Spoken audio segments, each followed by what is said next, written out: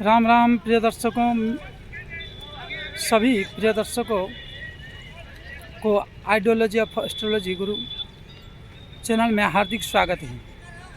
प्रिय दर्शकों, मैं हूं आचार्य अनंत रामदास। आज पुनः उपस्थित हुआ हूं एक नई लग्न और नई राशि के ऊपर विचार करने के लिए। उस धरा पर हूं खड़ा। आज यह पुण्य सौभाग्य प्राप्त हुआ जो विश्वनाथ की नगरी काशी है, वाराणसी है, जहां सारी रसों का वर्णन है और सभी शास्त्रों का वर्णन है। सभी पंडित विद्वानों का उपस्थिति यहाँ प्रत्यक्ष परोक्ष रूप में रहते हैं। आज उस घाट पर खड़ा हूँ और आपके सामने माँ भगीरथी गंगा तट है। इसलिए प्रिय दर्शकों, हम आज विचार करेंगे। विचार करने से पहले माँ भगीरथी गंगा और अन्नपूर्णा जगदम्बा और विश्वनाथ की कृपा प्राप्त करने के लिए देखने वाले सभी दर्शनार्थी को एक छोटी सी निवेदन है कि आपका कृपा प्राप्त करना है तो लाइक सब्सक्राइब शेयर अवश्य करें और आगे की वीडियो पाने के लिए हमारे साथ जुड़ने के लिए कांटेक्ट करें। तो आइए चर्चा करते हैं आज मकर लग्न और तुला राशि, दसम भाव में चंद्रमा। दसम भाव में चंद्रमा का और क्या रोल बनता है, ग्रह नक्षत्र की खेल क्या कहते हैं। तो चंद्रमा जो है दसम भाव में बैठने पर यहाँ दिग्बल से हीन हो जाते हैं। जहाँ दिग्बल से हीन हो जाता है व्यक्ति, तो उसको उसकी ये में बढ़िया कमी लाते हैं, क्योंकि ये सप्तम भाव के हैं। परंतु एक बात है, बिजनेस अगर ये उतर जाए किसी भी तरह, सप्तम भाव में सूर्य, मंगल, बुध आदि कोई भी विराजमान हो जाए या शुक्र विराजमान हो जाए, तो यह व्यक्ति बिजनेस में नंबर 1 का और बिजनेस की कारागरता और आपको सदैव कर्म में तत्परता, कर्म की उत्सुकता, कर्म में सफलता दिलाने की प्रयत्नता और आपकी हर चाहना रहता है। और अगर बृहस्पति की दृष्टि अगर चंद्रमा पर किसी भी प्रकार से बन जाए, दृष्टि संबंध, चाहे वह पंचम दृष्टि हो, चाहे सप्तम दृष्टि हो, चाहे नवम दृष्टि हो, तो प्रिय दर्शकों, ऐसे व्यक्ति कर्म में तत्पर और कर्म की कर्मठता और कर्म में जो प्रखरता, तीव्रता, और ऐसे व्यक्ति विश्व लेवल पर जा सकते हैं विश्वनाथ की कृपा से, और अधिक से अधिक धन, क्योंकि केंद्राधिपति केंद्र का ही सप्तम भाव केंद्र में है और दसम भाव भी केंद्र में है।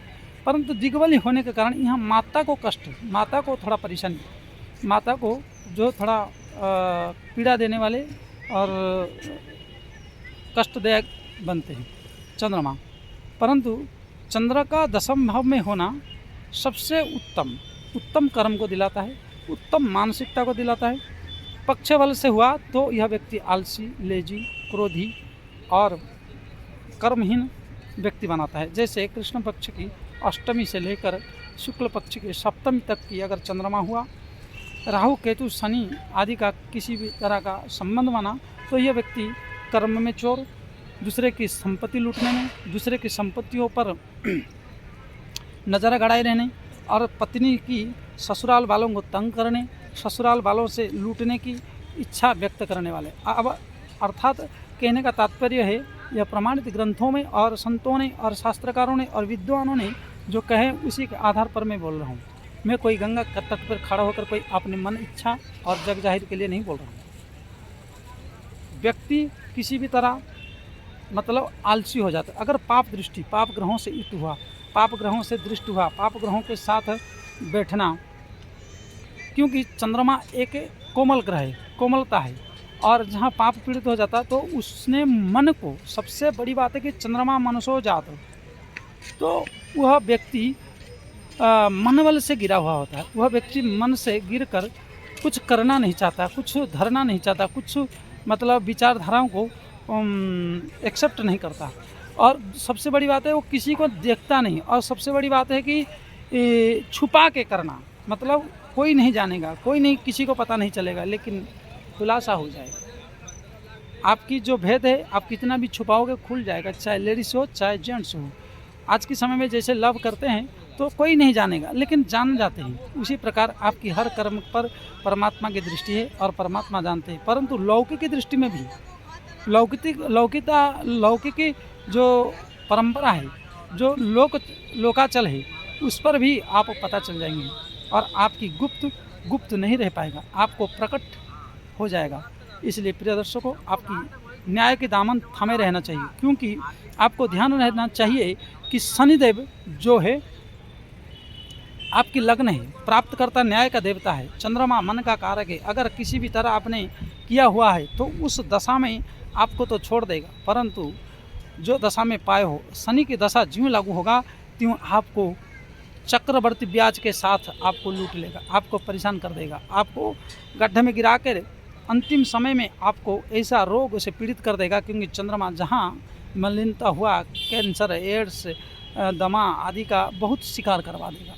क्योंकि इसलिए आपको चंद्रमा जैसे स्वच्छ ग्रह जिसको शंकर जी धारण किए हैं, वैसे राशि को प्राप्त करके तुला राशि अगर मकर लग्न है तो आप स्वच्छ कर्म, सुंदर कर्म और परहितकारी करेंगे तो शनि का जो लग्न है वो आपको हमेशा सपोर्टेड और हमेशा दिव्य प्रभाव और दिव्यता, नाम, यश, कीर्ति प्रदान करेगा।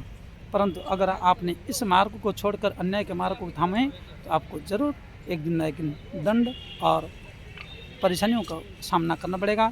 इसलिए प्रिय दर्शकों, आगे की वीडियो और आगे की विचार को जानने के लिए एक ग्रह से संपूर्ण विचार नहीं किया जा सकता है, इसलिए संपूर्ण कुंडली को देखकर पूर्ण रूप से विचार किया जा सकता है।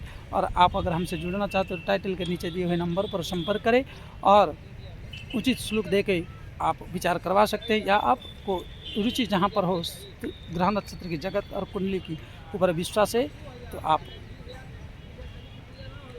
करा सकते हैं। इसलिए आइए यहाँ पर आज विश्वनाथ के चरणों में नमन करते हैं, गंगा मैया के चरणों में नमन करते हुए विराम देते हैं। और गंगा मैया, भागीरथी गंगा मैया, श्री विश्वनाथ की, भवानी की कृपा पाने के लिए अधिक से अधिक लाइक, सब्सक्राइब, शेयर करें। जय श्री राम, जय महादेव, जय भवानी।